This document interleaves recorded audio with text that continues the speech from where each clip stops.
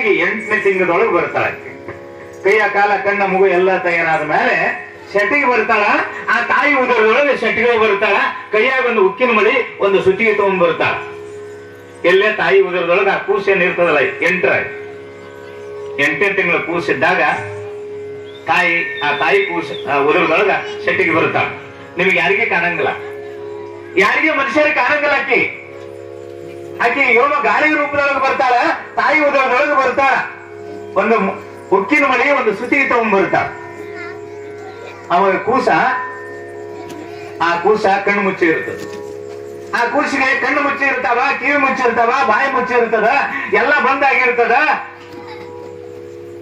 ಹಣಿ ಮೇಲೆ ಅಕ್ಷರ ಬರೀತಾಳ ಆಕಿ ಮಳಿಲೆ. ನೀವೊಂದ್ ಜರ ಮಳಿ ಚುಚ್ಚಿದ್ರೆ ಎಷ್ಟು ಬ್ಯಾನೆ ಆಗ್ತದೆ ಅಂತೀರಿ ಅರಿವು ಆದ್ಮೇಲೆ. ಆದ್ರೆ ಆ ಕೂಸಿಗೆ ಅರಿವದ, ಆದ್ರೆ ಹೇಳಕ್ ಬಾಯಿ ಇಲ್ಲ. ಯಾರಿಗೆ ಹೇಳಕ್ ಅರಿವು ಇಲ್ಲದಕ್ಕ, ಬಾಯಿ ಇಲ್ಲದಕ್ಕ ಹೇಳಕ್ ಯಾರ ಮುಂದೆ ಹೇಳ್ಬೇಕಾಗ್ತದ? ಎಲ್ಲರಿಗೆ ಬರ್ದಾಳಕ್ಕೆ ಶೆಟ್ಟಿಗೆ. ಅವಾಗ ಅಕ್ಷರ ಬರೀತಾಳ, 3 ಸಾಲ ಬರೀತಾಳ. 3 ಸಾಲ ಬರೆದು ಹೋಗ್ತಿರ್ತಾಳ. ಇದರಿಗೆ ಬ್ರಹ್ಮದೇವ ಬರುತ್ತಾನ. ಈ ಬುತ್ತಿ ಯಾಕೆ ಹಚ್ಚಬೇಕು ಅನ್ನೋದು ಹೇಳಿ ನಿಮ್ಮ ಮುಂದೆ ಹೇಳ್ತೇನೆ. ಇದರಿಗೆ ಬ್ರಹ್ಮದೇವ ಬಂದ, ಶೆಟ್ಟಿಗೆ ಹೊಂಟಿದ್ಲು ಬರೋದು. ಅವ ಬ್ರಹ್ಮದೇವ ಬ್ರಹ್ಮ ಸೃಷ್ಟಿಗೆ ಕಾರಣ. ಆ ಬ್ರಹ್ಮದೇವ ಸೃಷ್ಟಿಗೆ ಕಾರಣ, ವಿಷ್ಣು ರಕ್ಷಣಾ ಕಾರಣ, ರುದ್ರ ಲಯ ಕಾರಣ. ಬ್ರಹ್ಮ ಹುಟ್ಟಿಸ್ತಾನಂದ್ರ ಆ ಬ್ರಹ್ಮದೇವ ಇದ್ರಿಗೆ ಬರ್ತಾನ. ಏನ್ ಮಾಡಿ ಬಂದ್ಲಪ್ಪ ಈಕಿ, ನಾ ಹುಟ್ಟಿಸಿದ ಮಗುಗೆ ಅಂತ ಬ್ರಹ್ಮದೇವ ಬರ್ಲಾಕೈತದ. ಅವಾಗ ಬ್ರಹ್ಮ ಹೇಳ್ತಾ ಇದ್ದಾಳೆ, ನೀ ಏನ್ ಹುಟ್ಟಿಸಿ ಅಲ್ಲ, ಹೆಣ್ಣದ ಗಂಡದ ಅದಕ್ಕೆ ಕೆಟ್ಟದ್ದಾಗಲಿ ಅಂತ ನಾ ಬರೆದು ಬಂದಿನಿ ಅಂತ ಹೇಳ್ತಾಳೆ ಶೆಟ್ಟಿಗೆ ದೇವಿ. ಸುಮಾರಾಗಂತ ಬರ್ದಿನಿ, ಕೆಟ್ಟದ್ದಾಗಂತ ಬರ್ದಿನಿ, ಡಕಾಯ್ತನಾಗು, ಕಳ್ಳನಾಗು, ಚಾಂಡಲಾಗಂತ ಬರೆದು ಬಂದಿ ಅಂತ ಹೇಳ್ತಾಳ ಶೆಟ್ಟಿಗೆ ದೇವಿ. ಆ ಬ್ರಹ್ಮದೇವಿ ಹೇಳ್ತಾ ಇದ್ದಾಳ. ಶೆಟ್ಟಿಗೆ ಯಾವಾಗಲೂ ಚಲೋದು ಬೆಳಗಲಿ, ಕೆಟ್ಟದ ಬರೀತಾಳೆ. ಅವಾಗ ಬ್ರಹ್ಮ ಅಂದ, ನೀ ಏನು ಕೆಟ್ಟದ್ದಾಗಲಂತ ಬರೆದು ಬಂದಿಯಲ್ಲ, ಆದ್ರ ಅದನ್ನ ಕೆಟ್ಟದ್ದು ಅಳುಕಿಸ್ತಕ್ಕಂತ ಸಾಮರ್ಥ್ಯ ನನ್ನ ಬಲ್ಯದ, ನಾ ಅದನ್ನ ಮಾಡಿ ಬರ್ತೇನೆ ಅಂತ ಬ್ರಹ್ಮದೇವ್ ಹೇಳ್ತಾ ಇದ್ದೇನೆ. ಇಬ್ಬರಿಗೆ ಕಾಂಪಿಟೇಷನ್ ಜಿದ್ದಿರುತ್ತೆ. ಅದಕ್ಕೆ ಇಲ್ಲಿ ಬ್ರಹ್ಮ ಪುರಾಣದೊಳಗೆ ಹೇಳಿದ ಏನಂದ್ರ, ಏತಾನಿ ತಾನಿ ಶಿವಮಂತ್ರ ಪವಿತ್ರಾನಿ ಕಾಮದಹನ ವಿಭೂಷಿತಾನಿ. ಅವ ಬ್ರಹ್ಮ ಹೇಳಿದ, ಏತಾನಿ ತಾನಿ ಶಿವಮಂತ್ರ ಪವಿತ್ರಾನಿ. ಯಾರು ಓಂ ನಮ ಶಿವಾಯ ಅಂತ 3 ಬಳ ವಿಭೂತಿ ಹಚ್ಕೊಂತಾರ, ಅವರ ಹರೇ ಬಲವನ್ನ ಕೆಟ್ಟದ್ದನ್ನ ಅಳಕಿಸುವ ಸಾಮರ್ಥ್ಯ ಅದರೊಳಗೆ ಐತಂತ ಬ್ರಹ್ಮದೇವ ಪುರಾಣದೊಳಗೆ ಬರದಾನ. ಅದಕ್ಕೆ ಹಚ್ಚಬೇಕು 3 ಬಳ ವಿಭೂತಿ. ಕರೆ ಅಂದ್ರೆ ಚಪ್ಪಳ ಹೊಡೆದು ಹೌದಂತ. ಯಾಕೆ 3 ಬಳ ವಿಭೂತಿ ಹಚ್ಚಿದ್ರೆ ಅದಕ್ಕೆ ಹಚ್ಚಬೇಕಾಗತ್ತೆ. ನಾವು ಬ್ರಹ್ಮದೇವ ಹೇಳಿದ, ಯಾರು ಪರಮಾತ್ಮನ ನಾಮಸ್ಮರಣೆ ಮಾಡಿ 3 ಬಳ ವಿಭೂತಿಯನ್ನ ಬೆಳಗ್ಗೆ ಸಾಯಂಕಾಲ, ಯಾರು ಬೆಳಗ್ಗೆ ಸಾಯಂಕಾಲ 2 ಹೊತ್ತಾತು 3 ಹೊತ್ತ ವಿಭೂತಿಯನ್ನ ಯಾರು ತಪ್ಪದೆ ಹಚ್ಕೊಂತಾರ ಅವ್ರ ಹಣೆ ಬರ ಚಲೋ ಆಗ್ತದ ಅನ್ನೋದಕ್ಕೆ ಶಿವನಾಮ ಸ್ಮರಣೆ ಮಾಡಿ ಯಾರು ಹಚ್ತಾರ ಅವ್ರ ಹಣೆ ಬರವನ್ನು ಅಳಕಿಸ್ತದ. ನಾಳಿಂದ ಬರುವಾಗ ವಿಭೂತಿ ದ್ಯಾಸ ಯಾರು ಬರುವ ಹೊತ್ನಾಗ ಮನೆಗೆ ಸುಣ್ಣ ಬಡ್ದಿರ್ತಾರ ನೋಡ್ರಿ, ಆ ಸುಣ್ಣತಿ ಕಚ್ಕೊಂಡ್ ಬಂದಿರ್ ಮತ್ತೆ ವಿಭೂತಿನ ದ್ಯಾಸಾರ ಬಂದ ಇಲ್ಲಿ ಇಟ್ಟಿಲ್ಲವ. ಇನ್ನು ಇವತ್ತ ದಸರಾದವ್ರು ಸುಣ್ಣ ಬಡ್ದಿ ಮನಿ ಅಂತ ಗ್ವಾಡಿಗೆ ತಿಕ್ ಹಚ್ಕೊಂಡ್ ಬಂದಿರಿ, ಮತ್ತೆ ಗ್ವಾಡಿ ಸುಣ್ಣ. ಅದಕ್ಕೆ ಯಾರ್ಯಾರ ಮನ್ಯಾಗ ವಿಭೂತಿ ಇಲ್ಲ, ಇಲ್ಲಿ ಅಪ್ಗಳು ಹೇಳ್ತೀನ, ಯಾರ್ಯಾರ ಮನೆಯಾಗ ವಿಭೂತಿ ಇಲ್ಲ, ವಿಭೂತಿ ಯಾರ್ಯಾರ ಮನೆಯಾಗಿಲ್ಲ, ಒಂದ್ ಬಾಕ್ಸ್ ತರಿಸ್ತೀವಿ ನಾವು. ಮತ್ ಹಂಗ ಕೊಟ್ಟು ತಗೊಂಡು ಹೋಗ್ಬೇಡ್ರಿ. ಕಂಚಾಣಂ ಕಾರಸಿದ್ದಿ ಕಮಿಟಿಯವ್ರಿಗೆ ಹೇಳ್ತೀನ, ಒಂದು ಬಾಕ್ಸ್ ವಿಭೂತಿ ತೊಂಬರ. ಅದಕ್ಕೆ ಎಷ್ಟು ಮುಟ್ಟಿರ್ತದ ಅದಕ್ಕೆ ಕೊಟ್ಟು ಹಚ್ಕೋಬೇಕು, ಅದಕ್ಕೆ ರೊಕ್ಕ ಕೊಟ್ಟು. ಅದಕ್ಕ ಆ ವಿಭೂತಿಯಲ್ಲಿ ಬಹಳ ಶಕ್ತಿ ಅದ, ಅದರಲ್ಲಿ ಬಹಳ ಮಹಾಮಂತ್ರ ಅದ. ಆ ವಿಭೂತಿಯಲ್ಲಿ ತತ್ವದ. ಆ ವಿಭೂತಿಯಲ್ಲಿ ಶಿವನಾಮನ ಸ್ಮರಣೆಯನ್ನು ಮಾಡುತ್ತೆ. ಯಾರು ಭಸ್ಮನ ಧ್ಯಾನ ಮಾಡ್ತಾರೋ ಅವರ ಭವಗಳನ್ನು ನಾಶ ಮಾಡುತ್ತೆ ಆ ವಿಭೂತಿ ಅನ್ನತಕ್ಕಂಥದ್ದನ್ನ ಆ ಬ್ರಹ್ಮದೇವಲ್ಲಿ ಹೇಳ್ತಾ ಇದ್ದಾನೆ ಬ್ರಹ್ಮದೇವ. ಅದಕ್ಕೆ ಆಚಾರ ಅಂತ ಕರೆದ್ರು, ಅದಕ್ಕೆ ವಿಚಾರ ಅಂತ ಕರೆದ್ರು. ಅಕ್ಕ ಮಹಾದೇವಿ ಅಂತಂದ್ರ ನೋಡ್ರಿ, ಅಕ್ಕ ಮಹಾದೇವಿ ಪುರಾಣ ಇದು ಬಹಳ ಶ್ರೇಷ್ಠವಾಗಿರ್ತಕ್ಕಂಥ ಪುರಾಣ ಇದು. ಈ ಪುರಾಣದಲ್ಲಿ ಈ ಪುರಾಣವನ್ನು ಬರೆದಿರ್ತಕ್ಕಂಥವ್ರು ಅಕ್ಕ ಮಹಾದೇವಿ ಪುರಾಣವನ್ನು ಯಾರು ಬರೆದಾರಂದ್ರ ಹಾನಗಲ್ಲ ಕುಮಾರ ಶಿವಯೋಗಿಗಳ ಶಿಷ್ಯರು ಆಗಿರತಕ್ಕಂತಹ ಯಾರು ಪಂಚಾಕ್ಷರಿ ಗವಾಯಿಗಳ ಗುದುಗಿನ ನೋಡ್ರಿ, 165 ವರ್ಷದ ಹಿಂದೆ ಹಾನಗಲ್ಲು ಕುಮಾರ ಶಿವಯೋಗಿಗಳು ಶಿವಯೋಗ ಮಂದಿರವನ್ನು ಸ್ಥಾಪನೆ ಮಾಡಿದ್ರು. ನಾವೆಲ್ಲ ಅಲ್ಲಿದ್ದು ಬಂದಿವಿ. ನಾವು 12 ವರ್ಷ ಅಭ್ಯಾಸ ಮಾಡಿ ಸಣ್ಣವರಿರಕೈ 16ನೇ ವಯಸ್ಸಿಗೆ ಆ ಶಿವಯೋಗ ಮಂದಿರವನ್ನು ಸ್ಥಾಪನೆ ಮಾಡಿರ್ತಕ್ಕಂಥ ಹಾನಗಲ್ಲು ಕುಮಾರಸ್ವಾಮಿಗಳು ಶಿಷ್ಯರಾಗಿರ್ತಕ್ಕಂಥ ಶಿಷ್ಯರು ತಯಾರು ಮಾಡಿದ್ರು ಯಾರಂದ್ರೆ ಪಂಚಾಕ್ಷರ ಗವಾಯಿಗಳಂತ ಬಹಳ ದೊಡ್ಡ ಗವಾಯಿಗಳನ್ನ ತಯಾರು ಮಾಡಿದ್ರು ಹಾನಗಲ್ಲು ಕುಮಾರಸ್ವಾಮಿಗಳು. ಆ ಪಂಚಾಕ್ಷರಿ ಗವಾಯಿಗಳು ಯಾರನ್ನ ತಯಾರು ಮಾಡಿದ್ರು ಅಂದ್ರ ಶ್ರೇಷ್ಠ ಉಭಯಗಾನ ಪಂಡಿತರು, ತ್ರಿಭಾಷಾ ಪಂಡಿತರು, ಅಂಧರು. ಅವರೇ ಯಾರು ಅಂದ್ರ ಪುಟ್ಟರಾಜ ಕವಿ ಗವಾಯಿಗಳವರು ಈ ಅಕ್ಕಮಹಾದೇವಿ ಪುರಾಣವನ್ನ ಬರೆದಾರ. ಕಣ್ಣಿಲ್ಲಾದವರು ಈ ಪುರಾಣ ಬರೆದಾರ.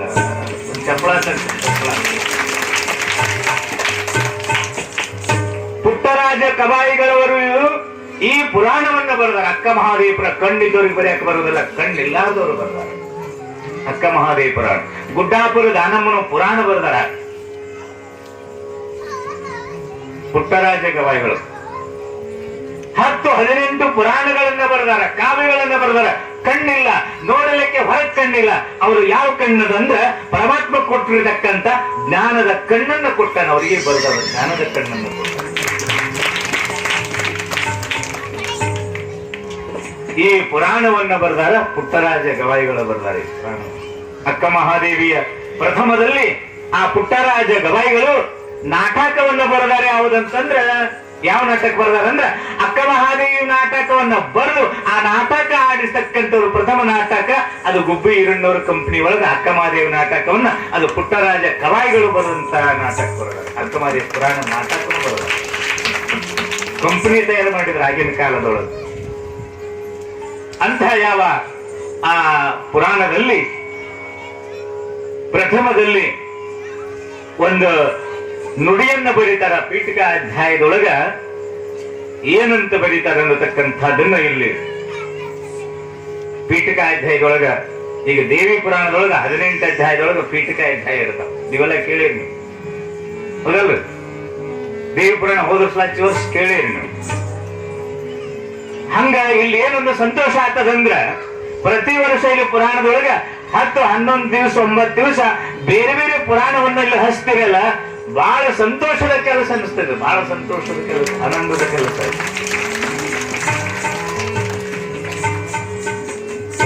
ಇದಕ್ಕೆಲ್ಲ ಬೆನ್ನೆಲುಬ ಈ ಪೂಜ್ಯರು ಇರ್ತಾರೆ.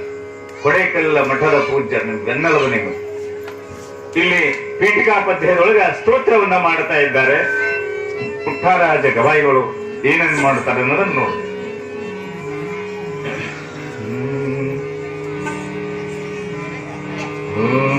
ಗುರು ಪರಾತ್ಪರ ನಿರಂಜನ ನಿರಾಕಾರ,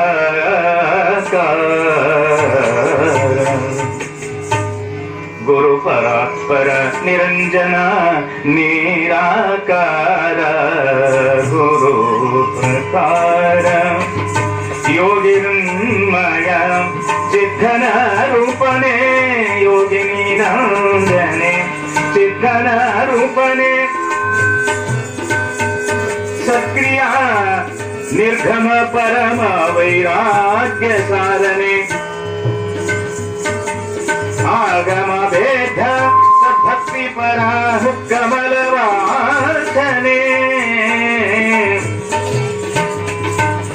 ಭೋಗ ಮೋಕ್ಷಾಧಾರ ಭಕ್ತ ಸಾಕಾರನೆ, ರಾಗದಿಂ ಭಕ್ತಿ ವೈಭವ ಬಿತ್ತು ಹೊರೆ ನಮಪೆನಂ ಅಲ್ಲಮ ಪ್ರಭುವಿಗೆ ನಾ.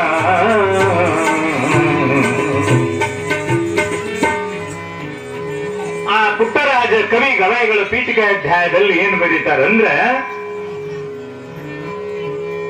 ಮೋಕ್ಷಾಧಾರ ಭಕ್ತ ಸಾಗರನೇ ಯಾರು ಅಂದ್ರೆ ಪರಮಾತ್ಮನ ಪ್ರಾರ್ಥನೆ ಮಾಡ್ತಾರೆ. ಇಲ್ಲಿ ದೇವರು ಪ್ರಾರ್ಥನೆ ಮಾಡ್ತಾರ, ಗುರುವಿನ ಪ್ರಾರ್ಥನೆ ಮಾಡ್ತಾರೆ. ಮೊದಲು ಯಾವುದೇ ಒಂದು ಕಾರಣಕ್ಕ ದೇವರು ಮತ್ತು ಗುರು ಇವರು ಇಬ್ಬರು ಬೇಕು. ಮುಕ್ತವಾಗಿರ್ತಕ್ಕಂಥ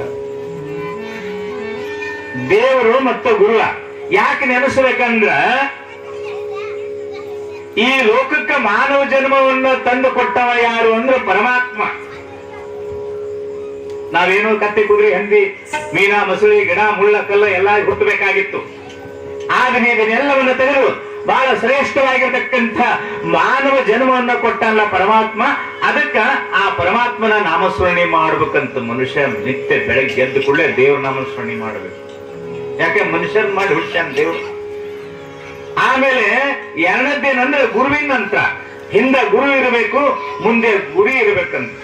ಅವಾಗ ಗುರಿ ಇತ್ತಂದ್ರ ಏನಾದ್ರೂ ಮುಟ್ಟತಾನ ಮನುಷ್ಯ, ಒಂದು ಸಾಗರ ಮುಟ್ಟತಾನಂದ್ರ ಪ್ರಪಂಚರಾಗ್ಲಿ ಪರಮಾರ್ಥವಾಗಲಿ ಗುರಿ ಮುಟ್ಟತಾನಂತ. ಗುರಿ ಇರ್ಲಿಲ್ಲ ಅದಕ್ಕೆ ಗುರುನು ಬೇಕು, ಹಿಂದ ಗುರು ಮುಂದ ಗುರಿ ಅಂತ. ಹಂಗ ಅಂತ ಗುರುವಿನ ನಾಮಸ್ಮರಣೆಯನ್ನ ಮಾಡಿ ಈ ಪುರಾಣವನ್ನು ಬರೀತಿರ್ತಾರ ಆ ಪುಟ್ಟರಾಜ ಕವಿ ಗವಾಯಿಗಳವರು ಅಕ್ಕ ಮಹಾದೇವಿ ಪುರಾಣವನ್ನ. ಒಬ್ಬ ಮನುಷ್ಯ ಹಿಂಗ ಆಗಿತ್ತಲ್ಲ, ಏನಾಗಿತ್ತಂದ್ರ 4 ಮಂದಿ ಸ್ವಸ್ಥರು ಇರ್ತಾರ ನೋಡ್ರಿ. 4 ಮಂದಿ ಸ್ವಸ್ಥರು, 4 ಮಂದಿ ಗಂಡಸ ಮಕ್ಕಳು,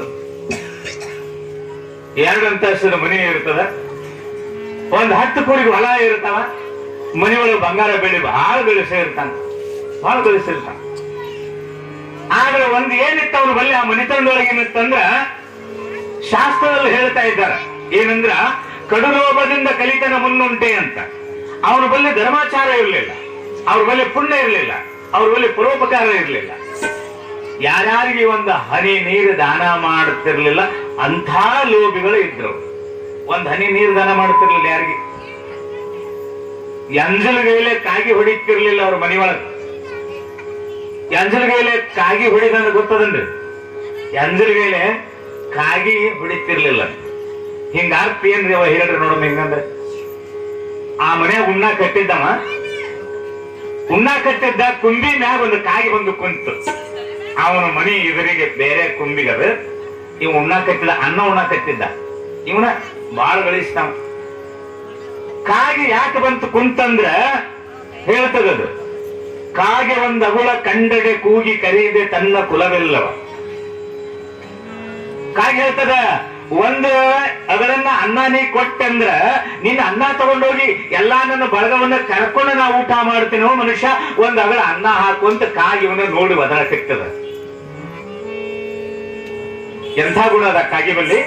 ಒಂದ್ ಅಗಳ ಅನ್ನ ಹಾಕಿ ಅದ ತಗೊಂಡೋಗಿ ಒಂದು ತುತ್ತು ರೊಟ್ಟಿ ಒಗೆದ್ರ ತಗೊಂಡೋಗಿ ಎಲ್ಲಾ ಕಾಯಿಗಳನ್ನ ಕರ್ಕೊಂಡು ತಿನ್ನುವಂತ ಗುಣ ಕಾಗಿ ಬಲ್ಲಿ ಇರ್ತದ. ಆದ್ರೆ ಈ ಮನುಷ್ಯ ಅಂತಾನ ಕಾಗಿ ನೋಡಿ, ಈ ಕಾಗಿನ ಎಂಜಲಿಗೆಲ್ಲ ಹೊಡಿಬಾರ್ದಂತ ಅನ್ನ ಉಣ ಕಟ್ಟಿದ್ ನೋಡ್ರಿ. ಅದನ್ನ ಕಾಟ್ನೊಳಗ ತೊಳ್ಕೊಂಡ, ನೀರ್ ಹಾಕಿ ತೊಳ್ಕೊಂಡು ಕೈ ಸ್ವಚ್ಛ ಒರೆಸ್ಕೊಂಡು ಉಷಾ ಅಂತ ಕಾಗಿ ಹೊಡೆದಂತವ. ಅಂದ್ರ ಎಂಜಲಿಗೆಲ್ಲ ಹೊಡೆದ್ರ ಅಗ ಹೋಗಿ ಬಿದ್ದಿತ್ತಂತ ಕೈ ತೊಳ್ಕೊಂಡು ಹೊಡೆದವ. ಅದಕ್ಕಂಥ ಲೋಭಿ ಮನುಷ್ಯ ಅವ. ಕಡುಲೋಭದಿಂದ ಕಲಿತನ ಮುನ್ನುಂಟೆ ಅಂತ. ಅವ 4 ಮಂದಿ ಗಣಮಕ್ಕಳು, 4 ಮಂದಿ ಸ್ವಸ್ಥರು, ಹೆಂಡತಿ ಮನೆಯೊಳಗೆ ಇರ್ತಾರ. ಆದ್ರೆ 89 ವಯಸ್ಸಾಯ್ತು ಇವನಿಗೆ. ಮಾತು ನಿಂತು ಇನ್ನೇನು ಸಾಯಿ ಪ್ರಸಂಗ ಬಂತು. ಮನ್ಸದ ಮ್ಯಾಗ ಹಾಕಿದ್ರು, ಮನ್ಸದ ಮೇಲೆ ಹಾಕಿದ್ರು. ಆಗ ಕೈಶೂನ್ಯ ಮಾಡಕತ್ತಿದ್ದೆ. ಹಿಂಗ ಬರೇ ಕೈಶೂನ್ಯ ಮಾಡವ, ಯಾಕಂದ್ರೆ ತಲಬಾಕ್ಲಗಡೆ ಹಿಂಗ್ ಮಾಡವ, ಮಾತಾಡ ಇಲ್ಲ. ಇನ್ನೇನೋ ತಾಸು 60 ತಾಸಿನ ಸಾಯ್ತಾನವ. ಅವಾಗ ಅವ್ನು ಹೇಳ್ತಂತಾಳ, ಇವಾಗ ಕೈ ಮಾಡಾಕತ್ತಾನಂದ್ರ ಮನಿ ಕಟ್ಟು ಹೊತ್ನ್ಯಾಗ ತಲಬಾಕಿನ ಒಳಗೆ ಬಂಗಾರ ಹೋಗುದಿರ್ಬೇಕು, ಅದು ಕೈ ಮಾಡಾಕತ್ತಾನೆ ಅಪ್ಪ ನಿಮ್ಮಪ್ಪ. ಈ ಮಕ್ಕಳಿಗೆ ಬರೀ ಅದೇ ರೀ, ಬಂಗಾರ ಬೆಳ್ಳಿ ರೊಕ್ಕನೆ ಭ್ರಮೆ ಇರು. ಆ ಲೋಭಿಗಳಿಗೆ ಯಾರು ಏನಿ ಯಾರಿಗೇನು ದಾನ ಮಾಡ ಲೋಭಿ ಇರ್ತಾರ ನೋಡ್ರಿ. ಅವನ ಬರೇ ಅದರದೇ ಕನಸ. ಅವಕ್ಕ ಸಾಯಾಕತ್ತನ್ರಿ ಮಗ, ಕೈ ಮಾಡಾಕತ್ತಾನ. ಹೆಂಡತಿಗೆ ಅದೇ ಕೈ ಬಾಕ್ಲಿ ಕಡೆ ಮಾಡಾಕತ್ತಾನಂದ್ರ ತಲಬಾಕ್ಲಿ ಒಳಗೇನು ಗ್ವಾಡ್ಯಾಗ ಮೂಲ್ಯಾಗ ಬಂಗಾರ ಹೋಗದ ನೀವು ಹಾಂಡೆ, ಅದಕ್ಕೆ ನಿಮ್ಮ ಅಪ್ಪ ಕೈ ಮಾಡಾಕತ್ತಾನ, ಹೆಂಗ್ ಮಾಡುವಂತ ಮಕ್ಕಳಿಗೆ ಸ್ವಸ್ಥರಿಗೆ ಹೇಳ್ತಾಳೆ. ಮತ್ತೆ ಇವನು ಮಾತಾಡ್ಸ್ಬೇಕಾದ್ರೆ ಹೆಂಗ್ ಮಾಡ್ಬೇಕ್ರಿ? ಮಾತಿಂತ ಇವನು ಆ ಊರಾಗ ಒಬ್ಬ ಚಲೋ ದೊಡ್ಡ ಡಾಕ್ಟರ್ ಇದ್ನ, ಪಣಮಂತ, ಬಹಳ ದೊಡ್ಡ ಡಾಕ್ಟರ್ ಇದ್ದ.